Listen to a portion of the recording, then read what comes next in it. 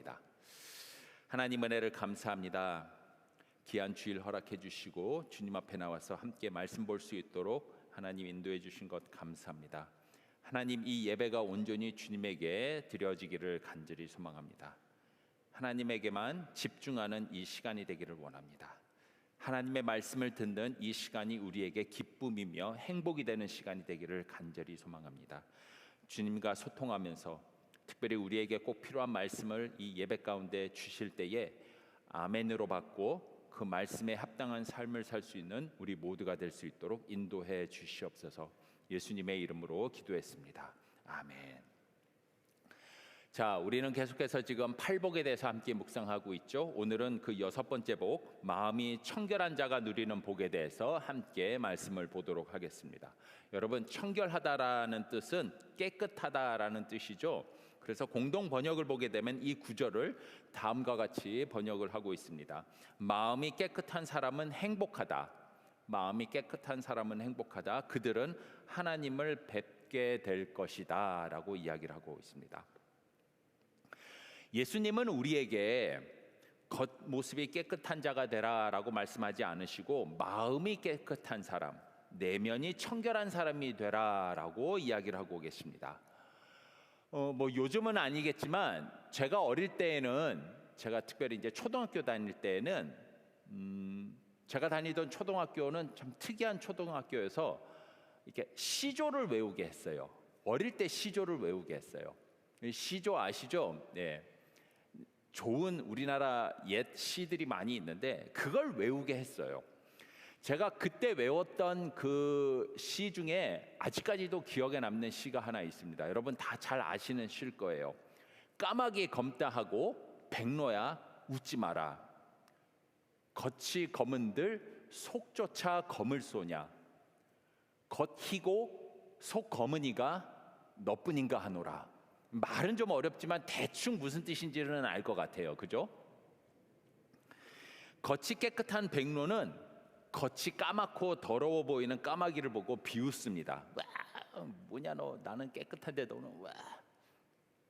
자, 그런데 정작 겉만 깨끗하고 속이 더러운 백로의 위선을 지금 꼬집고 있는 시조가 되는 것이죠.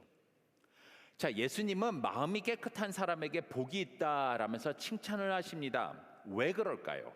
왜 내면이 깨끗하고 청결한 사람이 복이 있다라고 왜 칭찬을 하실까요? 그 당시 때 예수님을 계속해서 핍박했으며 예수님의 복음의 말씀을 듣는 자들을 멸시했었던 바리새인들과 서기관들은요, 사실은 겉모습만 깨끗한 것에 치중하고 집중했던 외식하는 자들이었기 때문에 그들을 지금 꼬집고 있는 말씀을 하고 계시는 것이죠. 그래서 이 바리새인들과 서기관들은 제가 저번에 설명을 드렸던 것처럼 율법 613개의 율법을 지키는 것으로 자신의 청결함과 깨끗함을 자랑을 하고 있었습니다. 누가복음 11장 39절입니다. 너희 바리새인은 지금 잔과 대접의 겉은 깨끗이 하나 너희 속에는 탐욕과 악독이 가득하다 라면서 너희들은 겉모습만 깨끗함을 치중하고 있지만 사실 너희 마음속은 탐욕과 악독으로 더럽다라고 지금 꼬집고 계시는 것이죠. 자, 하나님은 그래서 사람의 겉모습을 보시지 않으시고 그 중심과 그 마음을 보십니다. 이게 얼마나 좋은 말씀입니까? 하나님의 겉모습을 보기 시작을 했다라 그러면 우리 중에 하나님 앞에 당당하게 설 수 있는 사람이 누가 있겠습니까? 잠언 21장 2절입니다. 사람의 행위가 자기 보기에는 모두 정직하여도 여호와는 그 마음을 감찰하신다, 보신다, 살피신다, 검사하신다라고 얘기를 하고 있는 것이죠. 자, 그렇다면 왜 하나님은 겉모습을 보지 않으시고 특별히 그 사람의 마음과 속사람을 보고 감찰하시고 살피시는가? 왜냐하면 마음이 중요하기 때문이에요. 사람의 마음은 삶의 원천이고 근본이 되기 때문입니다. 사람의 마음이요, 사실 우리의 삶의 근본이에요. 잠언 4장 23절 제가 읽겠습니다. 모든 지킬 만한 것 중에 더욱 무엇을 지키라고요? 너의 마음을 지켜라 라고 얘기합니다.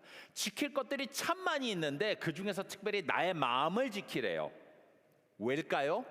생명의 근원이 이에서 남이니라. 자, 히브리 개념에서 봤을 때 마음은요, 사람의 모든 의지와 행동을 결정하는 기관이 돼요.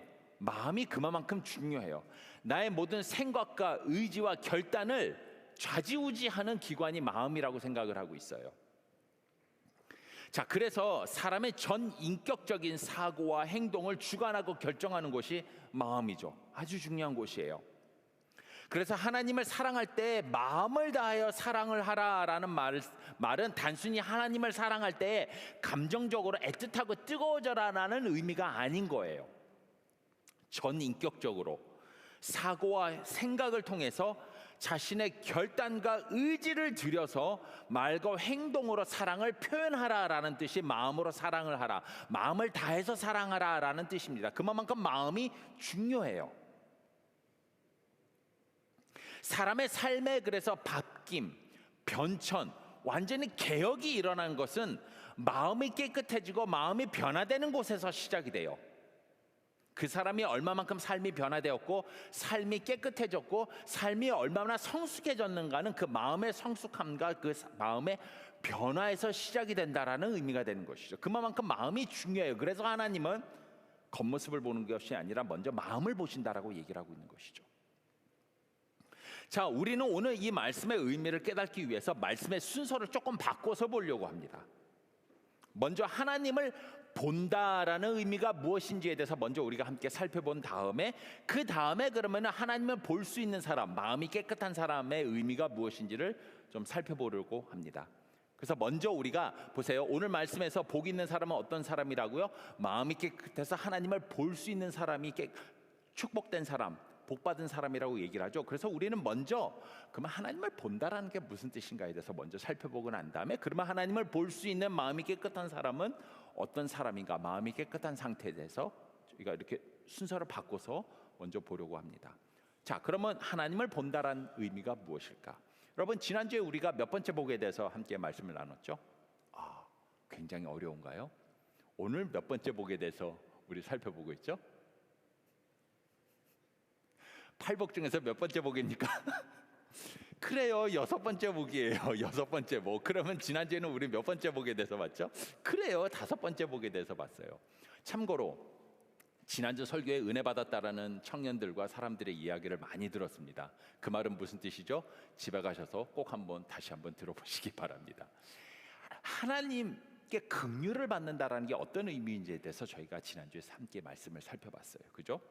하나님에게 긍휼을 받는 사람이 어떤 사람이냐면 내 이웃에게 지치지 않고 계속해서 지속적으로 은혜와 자비와 긍휼을 베풀 수 있도록 하나님께서 우리에게 긍휼을 베풀어 주시고 은혜를 베풀어 주신다라는 의미가 바로 지난주에 우리가 함께 나눴던 5번째 복의 내용이 돼요. 기억나시죠? 고개 끄덕이세요. 기억나시죠? 끄덕이세요. 끄떡이라고 하세요. 자, 그러면서 그 예로 우리가 모세의 삶을 살펴봤습니다. 그죠? 우상숭배로 하나님 앞에서 우상숭배를 해서 하나님 앞에서 큰 죄를 지은 다음에 도대체 하나님 앞에 어떻게 다시 설 수 있을까 고민하고 힘들어하고 있었던 이스라엘 백성에게 모세가 하나님을 대신해서 긍휼을 베풀어 주고 있는 거예요. 너네 하나님 앞에 죄를 지었지? 너희가 다시 하나님 앞에 바로 설 수 있도록 내가 자비와 은혜를 베풀어 줄게 하면서 모세가 지금 이스라엘 백성들에게 하나님을 대변해서 자비와 은혜를 베풀어 주고 있었던 예를 우리가 함께 보지 않았습니까?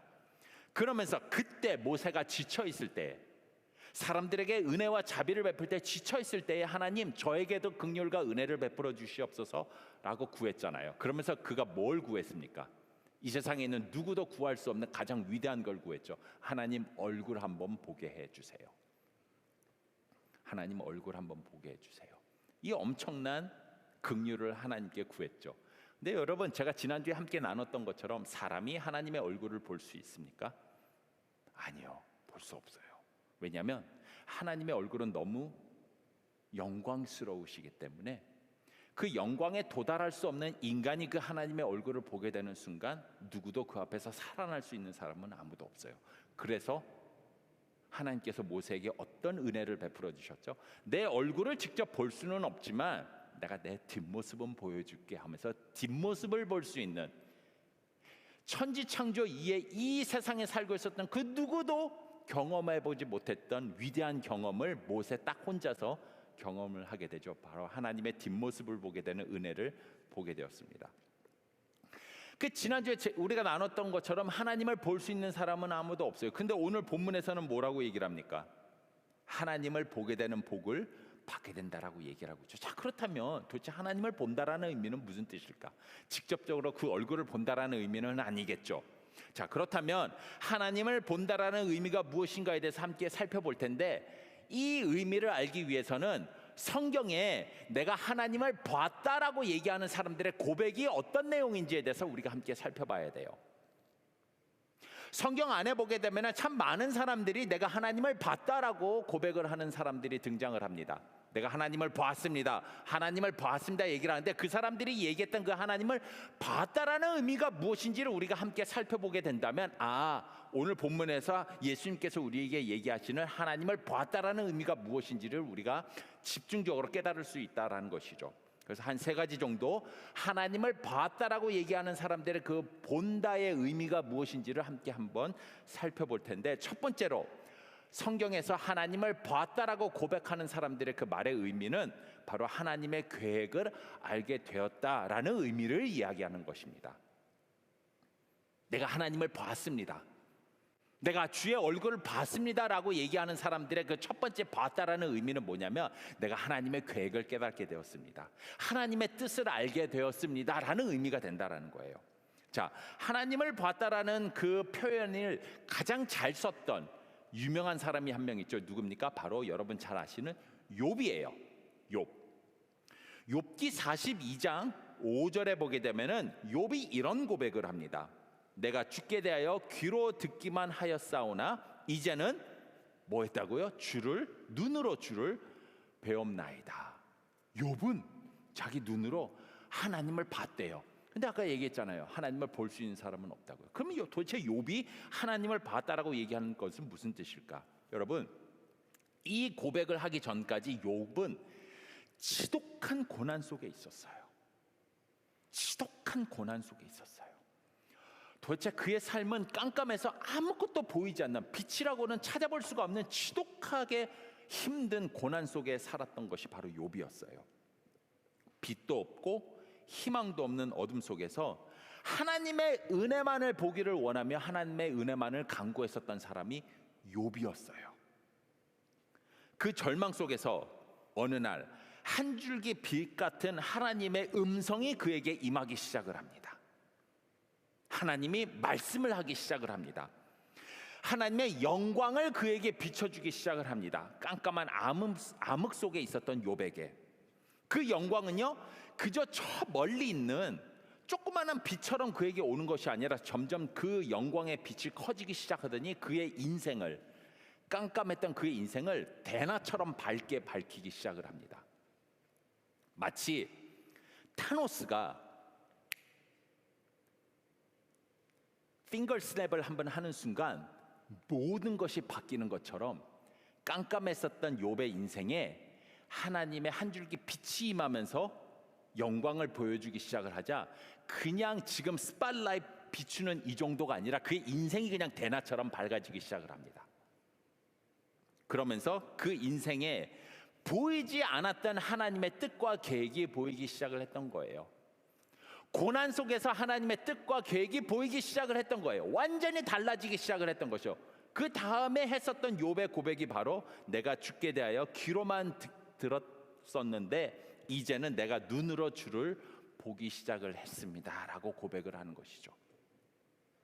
그래서 첫 번째로 하나님을 보았다라는 뜻의 의미가 무엇입니까? 바로 하나님의 뜻과 계획을 보기 시작했다라는 의미가 되는 것이죠.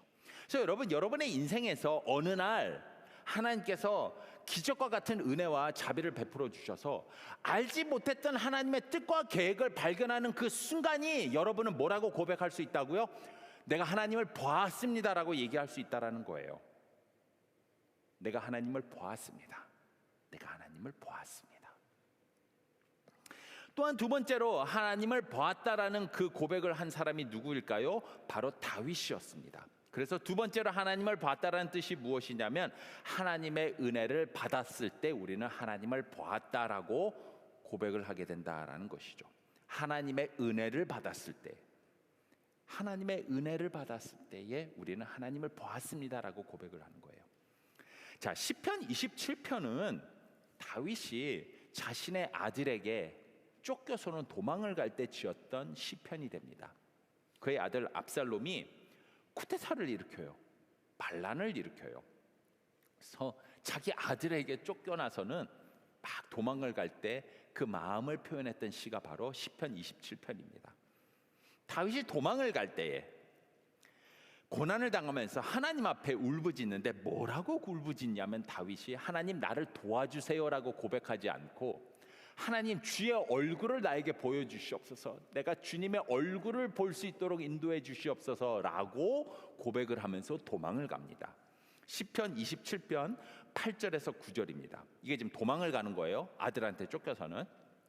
너희는 내 얼굴을 찾으라 하실 때 내가 마음으로 주께 말하되 여호와여 내가 주의 얼굴을 찾으리이다 하였나이다.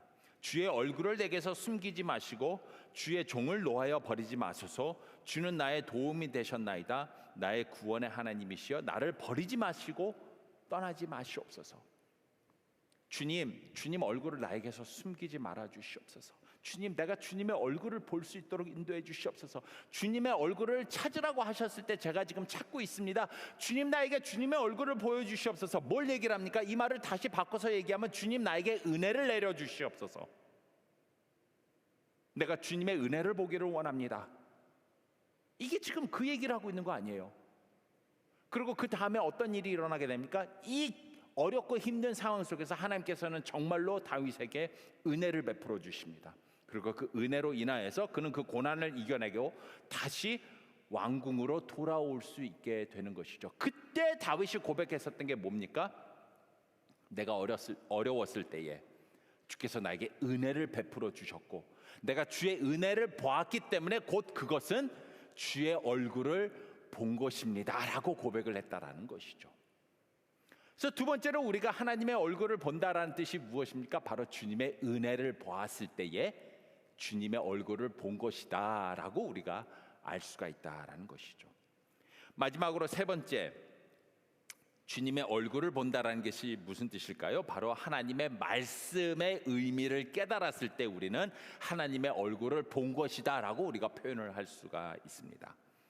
자, 여러분, 주님께서 돌아가셨습니다. 십자가에서 돌아가셨어요. 그 다음에 부활을 하셨어요. 그런데 주님께서 부활하신 사건을 사람들이 믿지를 않았어요. 제자들이 믿지를 않았어요. 그래서 특별히 두 제자가 예루살렘을 떠나서는 엠마오라는 도시로 떠나기 시작을 합니다. 자, 그런데 엠마오로 가고 있었던 그 두 제자에게 부활하신 예수님이 등장을 하죠. 자, 그런데 엠마오로 가고 있던 그 두 제자 예수님을 만났을 때 이분이 예수님이다라는 것을 깨달았을까요? 못 깨달았을까요? 몰랐어요. 이것도 참 기적이에요. 3년을 같이 있었던 그 주님이 뭐 부활하셨는데 성령을 하고 부활하셨겠습니까? 예? 3년 동안 봤던 그 예수님이 갑자기 죽었다가 살아났는데 성형 수술을 해서 누군지 페이스오프가 돼가지고는 나타나셨겠냐고요. 목소리가 완전히 바뀌어서 나타나셨겠냐고요. 그런데도 반나절을 같이 가면서 얘기를 했는데도 그게 주님인지를 몰랐대요. 누가복음 24장 15절에서 16절입니다. 그들이 서로 이야기하며 문의할 때 예수께서 가까이 이르러 그들과 동행하시나 그들의 눈이 가려져서 그인 줄 알아보지 못하거늘. 제자들이 예수님이랑 같이 걸어가고 얘기하고 있는데 예수님인지를 알아보지를 못하고 있어요. 그렇게 하루 종일 같이 이야기하면서 걸어가다가 저녁이 되어서는 어느 이제 뭐 여인숙에 들어가서는 이제 저녁을 먹으려고 하고 있습니다.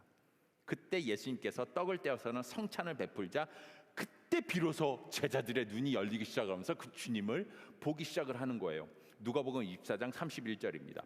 그들의 눈이 밝아져 그인 줄 알아보더라. 그때 가서 이제 주님인지를 알아보게 된 거예요. 근데 그 순간 주님은 이제 없어져 버리신 것이죠. 자, 그리고는 그 두 제자가 그 다음부터 뭘 하기 시작을 하냐면, 야, 오늘 하루 동안에 우리에게 어떤 일이 있었는지 한번 복기를 해보자 하면서 그 하루 동안에 있었던 일들을 생각하기 시작을 하는 거예요. 두 제자들이.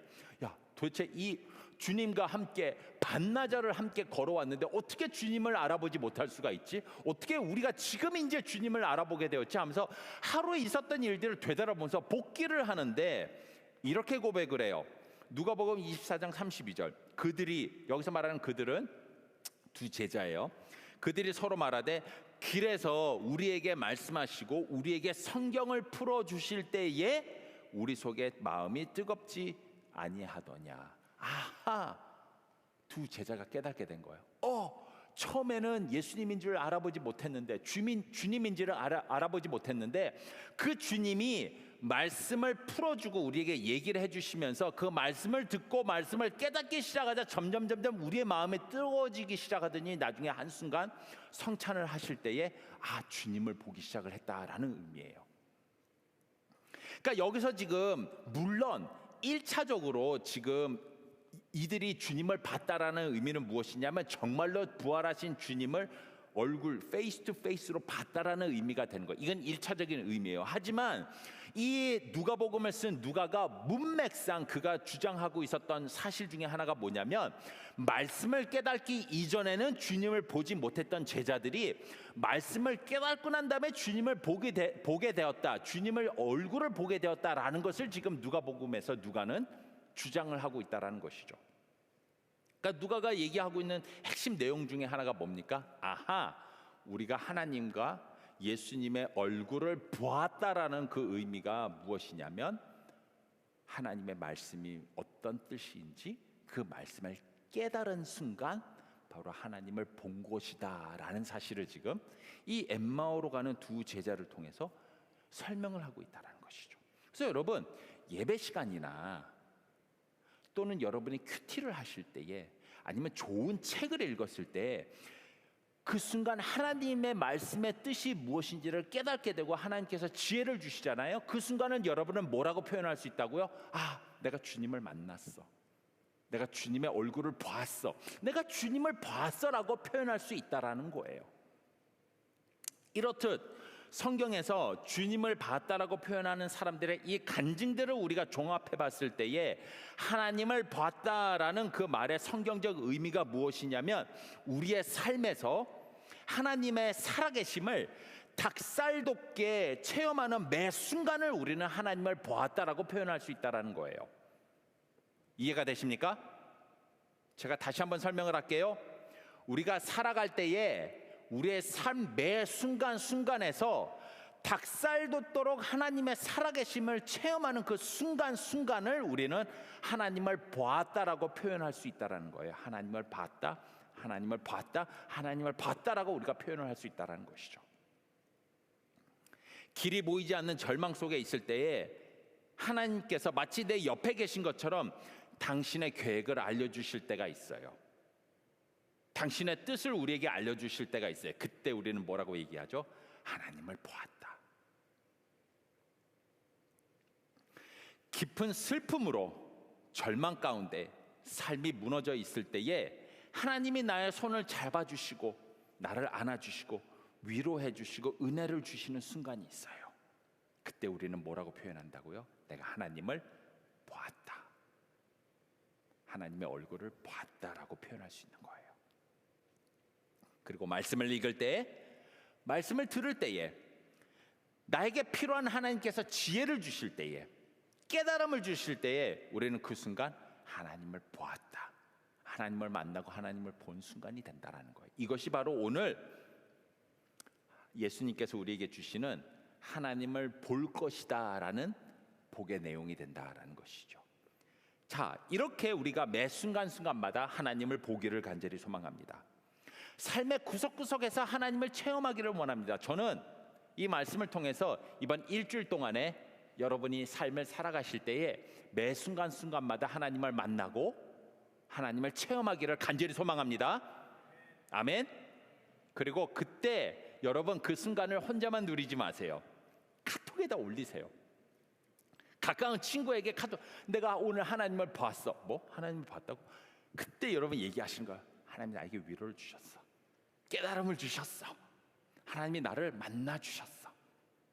하나님이 나와 함께 동행해 주셨어. 하나님이 나에게 길을 보여주셨어. 계획을 말씀해 주셨어. 뜻을 알게 해주셨어. 나에게 필요한 지혜를 주셨어. 내가 하나님을 보았어라고 깨똑으로 여러분 나누세요. 이거 카톡이라고 하면 안 된대요. 뭐 광고 때문에 깨똑이라고 해야 된대요. 깨똑으로 여러분 나누세요. 그런 하나님을 체험하고 하나님을 만나게 되는 우리 청년들이 되기를 간절히 소망해요. 자, 그렇다면 이렇게 매 순간순간마다 삶의 구석구석에서 하나님의 살아계심, 우리와 함께하심을 체험하는 하나님을 보기를 원하는 사람들은 바로 마음이 청결하고 깨끗한 사람이라고 얘기를 했죠. 자, 그렇다면 마음이 깨끗한 사람, 하나님을 볼 수 있는 사람, 그 깨끗한 사람들의 마음은 어떤 마음일까? 마음이 깨끗한 자는 복이 있나니 저희가 하나님을 볼 것이요. 자, 그럼 구체적으로 하나님을 볼 수 있는 깨끗한 마음은 어떤 마음인가? 한 두 가지 정도 저희가 함께 말씀을 나누기를 원합니다. 첫 번째로 하나님을 만나고 체험할 수 있는 깨끗한 마음은요, 두 마음을 품지 않은 마음이에요. 두 마음을 품지 않는 마음. 제가 아까 마음이 히브리 사상으로는 어떤 의미인지 제가 설명을 드렸죠. 마음은 전 인격적으로 우리의 사고와 생각을 통해서 결단과 의지를 가지고 말과 행동을 주관하는 기관이 마음이라고 얘기를 했죠. 그죠? 그러니까 마음이 되게 중요해요. 그래서 두 마음을 품는다라는 의미가 무엇이냐면 나의 사고와 생각과 결단과 의지와 말과 행동이 한 곳에 집중되지 않고 나누어져 있다라는 의미가 바로 두 마음을 품는다라는 의미가 되는 거예요. 이해하셨죠? 한 곳에 집중하지 않아요. 우리의 삶의 포커스가 한 곳에 있지 않아요. 자, 다윗은 우리가 하나님 앞에 나아갈 때에 깨끗한 마음을 가지고 나가야 된다. 특별히 예배 자리에 나올 때 깨끗한 마음을 가지고 나와야 된다라고 하면서 시편 24편에 이렇게 고백을 합니다. 잘 들어보십시오. 여호와의 산에 오를 자가 누구냐라고 얘기죠. 여기서 말하는 여호와의 산에 오른다라는 얘기는 뭐냐면 하나님 앞에 예배하러 올 수 있는 자가 누구냐, 하나님에게 경배와 찬양을 드리기 위해서 오는 자가 누구냐, 그 뜻이 여호와의 산에 오른 자가 누구냐라는 의미가 되는 것이죠. 자, 여호와의 산에 오를 자가 누구냐, 그 거룩한 곳에 설 자가 누군고, 곧 손이 깨끗하며 마음이 청결하며 뜻을 허탄한 데 두지 아니하는 사람이다라고 얘기를 하고 있죠. 자, 그러니까 마음이 청결한 사람은 내 마음 속에 있는 그 뜻을 허탄한 곳에 낭비하지 않는 사람이다라는 뜻이에요. 쓸데없는 것에 내 마음을 집중시키지 않는다라는 뜻이에요. 하나님 앞에 예배하러 나오는 사람은 마음이 깨끗한 사람이 되어야 하는데, 특별히 하나님 앞에 나오면서 두 마음을 가지면 안 돼요. 오로지 내 마음을 나의 생각과 이성과 결단과 의지와 말과 행동이 모든 것들이 예배에 올 때, 하나님 앞에 올 때는 하나님에게 포커스를 맞추면서 와야 되는 것이 마음이 청결한 자래요. 자, 그럼 제가 이제 질문을 합니다. 여러분 예배에 오실 때 어떤 마음을 가지고 오셨습니까? 지금 여러분은 어떤 마음을 가지고 예배를 드리십니까? 마음에 손을 얹고 생각해 보십시오. 감사합니다. 제가 이렇게 손을 얹으니까 저 따라서 이렇게 손 얹어주시는 분이 한 두 분 계시네요. 감사합니다. 내 마음은 어디에 집중을 하고 있습니까? 지금 이 순간 어디에 포커스를 두고 계십니까? 혹시 하나님 아니고 다른 곳에 집중하고 계십니까? 마음이 깨끗하지 않은 거예요. 마음이 깨끗하지 않은 거예요. 그러면 여러분 이 예배 시간에 하나님 볼 수 없어요. Sorry. 지금 내 마음이 하나님에게 집중하지 않는다면, 죄송하지만 예배 시간에 하나님 볼 수 없어요. 근데 우리 청년들 눈을 보니까 그렇지 않은 것 같아요. 되게 집중하고 있어요. 하나님에게 집중하고 있어요. 지금 얼굴 보니까 하나님 만나고 있는 것 같아요. 자, 옆에 있는 분들에게 하나님 보고 있니? 하나님 보고 있니? 한번 보고 있니? 보고 있니? 보고 있니? 맞아요. 얼굴 보니까 하나님 다들 보고 있어요. 맞아요. 그거예요. 마음이 깨끗한 사람은 두 마음을 가지는 사람이 아니에요. 나의 전 인격이 하나님에게 집중하고 있다는 뜻이죠. 제가 참 좋아하는 그 오래된 신학자가 한 명 있습니다. 키에르케고르라는 사람이에요. 덴마크 출신의 신학자인데 이 사람이 그 본 회퍼가 이 키에르케고르라는 신학자의 이 책과 또 그 가르침에 아주 큰 감명을 받았다고 해요. 그래서 제가 참 이 사람을 좋아해요. 이 사람이 쓴 책 중에서 마음의 청결이라는 책이 있습니다. 마음의 청결. 자, 키에르케고르가 이 책에서 인간이 그래서 결국 원해야 될 단 한 가지가 있다면 그 한 가지가 무엇인가? 바로 마음을 다하고 뜻을 다하고 힘을 다하여 하나님을 원하는 것, 하나님을 갈망하는 것이 인간에게 필요한 단 한 가지라고 얘기를 해요. 그러면서 재밌는 얘기를 합니다. 자, 우리는 보통 두 마음을 품는다라고 생각할 때는 어떻게 생각을 하냐면 우리 마음속에 하나님의 마음과 사탄의 마음이 있는 거예요. 두 마음을 품는다라고 생각할 때는 내 마음에 하나님의 마음과 교회의 마음과 신앙적 마음과 세상적 마음이 두 개가 있다라고 생각을 해요. 자, 그런데 이 책에서는 하나님에게 마음을 둔다 또는 내가 두 마음을 품는다라는 것에 대해서 좀 더 깊은 차원으로 설명을 하는데 그 내용이 조금 충격적이에요.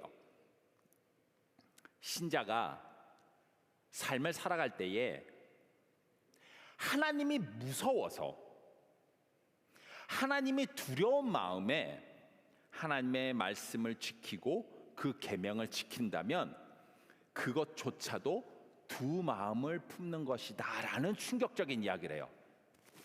이해가 되세요? 여러분이 신앙생활을 할 때에 하나님이 무섭고 두려운 마음에 신앙생활을 한다면 그것조차도 하나님 앞에서 두 마음을 품는 거라고 얘기를 해요. 그러면서 그가 이렇게 얘기합니다. 하나님 앞에서 유일하게 필요한 우리의 마음은 하나님을 사랑하는 마음이라는 거예요. 하나님을 사랑하는 마음. 하나님을 사랑하기 때문에 그의 계명을 지키는 거예요.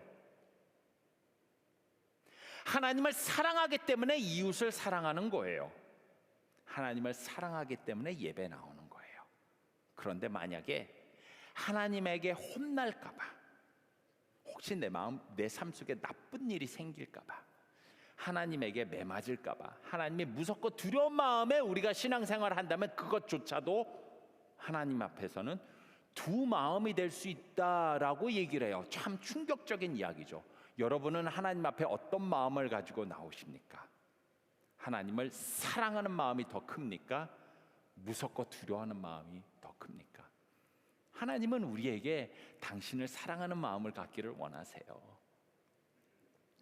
오로지 사랑하는 마음 그 하나만 가지고 당신을 대하기를 원하세요. 물론 두렵고 무서운 마음을 가져야 될 때도 필요하겠죠. 하지만 근본적으로 하나님께서는 우리가 단 한 마음만 갖기를 원하세요. 뭐죠? 주를 사랑하는 마음을 갖기를 원하세요. 그래서 예수님이 얘기하시잖아요. 너는 마음을 다하고 뜻을 다하고 너의 목숨을 다해서 주 하나님을 사랑하라라고 얘기를 하고 있죠. 재미있어요. 순서를 보게 되면 목숨이 뒤로 와요. 마음으로 먼저 사랑을 하래요. 마음을 다하고 뜻을 다하고 목숨을 다하고 힘을 다해서 사랑하래요.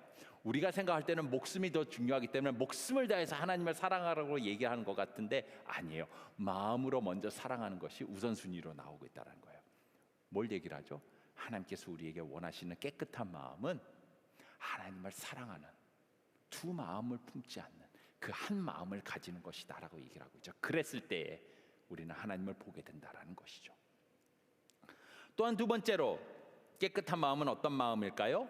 바로 말씀에 순종하는 마음이다라고 이야기를 하고 있습니다. 당연히 누구의 말씀일까요? 하나님의 말씀이고 예수님의 말씀이 되는 것이죠. 자, 하나님의 말씀에 순종하지 않던 이스라엘 백성들을 예레미야 선지자가 다음과 같이 평가를 하는데요. 한번 잘 들어보세요. 예레미야 17장 9절입니다. 만물보다 거짓되고 부패한 것은 마음이라 누가 능히 이를 알리요. 하나님의 말씀에 순종하지 않는 이스라엘 백성들을 평가하는데 너희의 마음이 부패했다라고 얘기를 하고 있어요. 너희의 삶이나 너희의 행동이 부패했다라고 얘기하지 않고 너희의 마음에 부패했다라고 얘기를 하고 있는 거예요. 하나님의 말씀을 순종하지 않는 그들의 마음이 부패하고 깨끗하지 않다라고 얘기를 하고 있다는 거예요. 그러니까 이걸 다시 바꿔서 얘기하면 무엇입니까? 바로 말씀에 순종하는 것이 곧 마음이 깨끗한 사람이다라는 의미가 된다는 것이죠. 그래서 말씀에 순종하는 사람은 어떤 사람이다라고 다윗이 시편을 쓰면서 제일 처음 시편 1편 1절과 2절 시편의 첫 그 구절이 되는 시편 1편 1절과 2절에서 뭐라고 얘기를 합니까? 이렇게 얘기를 하죠. 복 있는 사람은, 우리 지금 계속 복에 대해서 얘기를 하잖아요.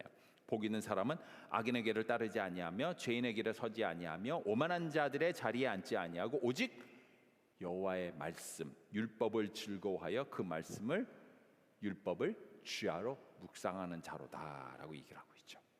그래서 두 번째로 하나님을 볼 수 있는 깨끗한 마음을 가진 사람은 어떤 사람이라고요? 하나님의 말씀에 순종하는 사람이다라는 겁니다. 이렇듯 성경은 우리에게 가장 중요한 그 마음을 지키라라고 얘기를 하고 있습니다. 잠언 4장 23절 제가 아까 읽었던 구절입니다. 모든 지킬 만한 것 중에 더욱 네 마음을 지켜라. 그리고 그 마음이 깨끗할 때 비로소 하나님을 보게 된다라고 얘기를 하고 있죠. 여러분, 마음을 지키십시오. 마음을 지킨다라는 의미는 마음을 가꾼다라는 뜻이에요. 마음을 그냥 가만 내버려 둔다고 마음이 지켜지지 않아요. 우리는 마음을 가꿔야 돼요. 마치 마음은 정원과 같아요. 가든과 같아요. 그래서 우리 마음속에 예쁜 꽃도 있고 또 잘 뻗어나가는 나무도 있을 수 있도록, 아름다운 나무가 있을 수 있도록 깎고 트림하고 물을 주고 가꾸고 관리를 해야 돼요. 마음을. 그렇지 않으면 마음을 지킬 수가 없어요. 마음을 깨끗하게 지킬 수가 없다는 것이죠. 제가 어릴 때에 저희 아버지가 풀장 청소를 하셨어요. 여러분 잘 아시죠? 네. 비행기 타신 분들은 캘리포니아에 내려올 때 이렇게 보면은 이렇게 집들 사이에 이렇게 조그마한 파란색들이 있죠. 뭐 다 풀장이에요. 와, 미국은 진짜 풀장 진짜 많아요. 저희 아버지가 풀장 청소를 하셨어요. 그래서 제가 고등학교 때는 여름만 되면은 여름방학만 되면 저희 아버지 따라서 그냥 풀장 청소하러 같이 따라다녔어요. 벨리고 글렌데일이고 라크레센타고 다 다니면서 저는 어릴 때부터 거기 다니면서 그 좀 잘 사는 집에 있는 풀장 가서 풀장 청소하고 다 그랬어요. 어릴 때. 한 번은 이제 어떤 이제 베벌리 힐스에 있는 집이었어요. 그래서 거기 있는 집을 이제 갔더니 그냥 정글도 그런 정글은 없어요. 그냥 아이고 나무가 이제 귀신 나올 것 같은 그런 가든이었어요. 그냥 풀도 막 다, 캘리포니아는 여러분 진짜 풀들 잘 자라요. 나무도 되게 잘 자라요. 여러분 나중에 이제 집이 생기면 지금도 집이 있는 분들도 있겠지만 할렐루야 축복합니다. 네. 근데 나중에 집이 생기면 여러분 귀찮더라도 게을러라도 딱 두 가지는 여러분이 꼭 지속적으로 관리하셔야 돼요. 안 그러면 진짜 나중에 큰일 나요. 뭐죠? 정원이랑 풀장은 여러분 꼭 정기적으로 관리하셔야 돼요. 안 그러면 난리 나요. 이 집은 진짜 오랫동안 집을 관리를 안 했나 봐요. 그러니까 집이 비어 있었던 거예요. 그래가지고는 아이고 진짜 풀장은 그래도 어떻게 풀장은 나중에 큰 돈 들어가거든요. 물 다 빼가지고 다 채워야 돼요. 그러니까 풀장을 어떻게 정기적으로 관리를 하라고 해서 저희가 가서 관리를 했는데 가드닝을 안 한 거예요. 가든을 그냥 이 관리를 안 하니까 갔을 때 아주 그냥 정글 같았어요. 그냥 풀도 이만큼 자라 있고 아주 그냥 귀신 나올 집 같고 그냥 뭐 그 안에 뭐가 살고 있는지도 보이지도 않고 그냥 나무도 이렇게 그냥 난리가 난 거예요. 그냥 막 낙엽도 다 떨어져 있고 난리가 난 거죠. 그렇게 몇 번을 갔는데 이 집은 진짜. 근데 어느 날 갔더니 난 딴 집에 들어간 줄 알았어요. 가드닝을 해가지고는 싹 청소를 해놔가지고는 너무 예쁜 정원이 돼 있는 거예요. 너무 예쁜 정원. 그 집을 이제 새로 산 주인이 들어와가지고는 이제 들어오자마자 가드닝을 먼저 시작을 했던 것이죠. 근데 깜짝 놀랐어요. 아직도 기억이 나요. 그 귀신 나올 것 같은 그 집이었는데, 엉망진창이었던 정글 같은 집이었는데, 세상에 관리를 하고 나무 다 추림을 하고 잔디를 깎고 그랬더니, 꽃도 심고 했더니 그 정원이 그렇게 예쁜 정원인지를 처음 알았던 거예요. 특히 거기 보니까 막 바베큐 해 먹을 수 있는 조그마한 그 그릴이랑 그런 장소도 있었고요. 자쿠지 풀 같은 것도 풀 있잖아요. 풀장, 조그마한 풀장도 있었고요. 특별히 또 뭐가 있었냐면은 이렇게 쉴 수 있는, 이게 이렇게 왜 사람들이 이렇게 뭐죠? 그 이렇게 나무 사이에 이렇게 해가지고는 해먹인가 뭐 그런 거 있잖아요. 그것도 있었고 분수대도 있었어요. 근데 제가 가는 동안에 가르드닝을 하지는 않았더니, 정글 같았더니 그게 모든 것이 다 보이지 않았던 거예요. 싹 정리하고 관리를 했더니 그 예쁜 것들이 다 드러나면서 보이기 시작을 하더라고요. 예쁜 것들이 보이기 시작을 했다. 제가 무슨 얘기하는지 아시겠습니까? 우리 마음도 마찬가지라는 거예요. 우리 마음도 하나님은 우리에게 마음을 깨끗하게 관리하라라고 얘기를 하십니다. 만약에 우리 마음을 깨끗하게 관리하지 않는다면, 청결하게 우리 마음을 유지하지 않는다면 우리는 하나님을 볼 수 없어요. 하나님을 들을 수 없어요. 하나님을 만날 수 없어요. 하나님을 체험할 수 없어요. 그러나 우리가 마음을 깨끗하게 정리하고 관리하고 청결하게 할 때에 비로소 오늘 말씀처럼 예수님은 마음이 깨끗한 자는 복이 있다, 하나님을 비로소 보게 될 것이기 때문에 라고 얘기를 하신 것이죠. 그리고 여러분, 우리가 마음이 청결할 때에, 마음이 깨끗할 때에 비로소 그 가운데 우리와 함께 하시는 하나님을 보게 될 때에 우리 삶 가운데 참 평안이 임하게 되는 거예요. 민수기 6장 23절입니다. 여호와는 그의 얼굴을 내게 비추사 그의 얼굴을 우리에게 보여주시자 은혜 베푸시기를 원하며, 여호와는 그의 얼굴을 내게로 향하여 드사 평강 주시기를 원하노라. 아멘. 형님 여러분, 마음이 청결하여 하나님을 볼 줄 아는 우리 모두가 되기를 간절히 소망합니다. 마음이 청결하여 우리 마음속에 임하시고 동행하시는 그 하나님을 만나고 체험하는 우리 모두가 되기를 간절히 소망합니다. 이 시간 우리 같이 한번 찬양하면서 주님 앞에 나가겠습니다. 정결한 마음 주시옵소서라고 우리 함께 찬양하며 주님 앞에 나갔으면 좋겠습니다. 우리에게 중요한 것은 무엇일까요? 청결한 마음, 정결한 마음, 깨끗한 마음입니다.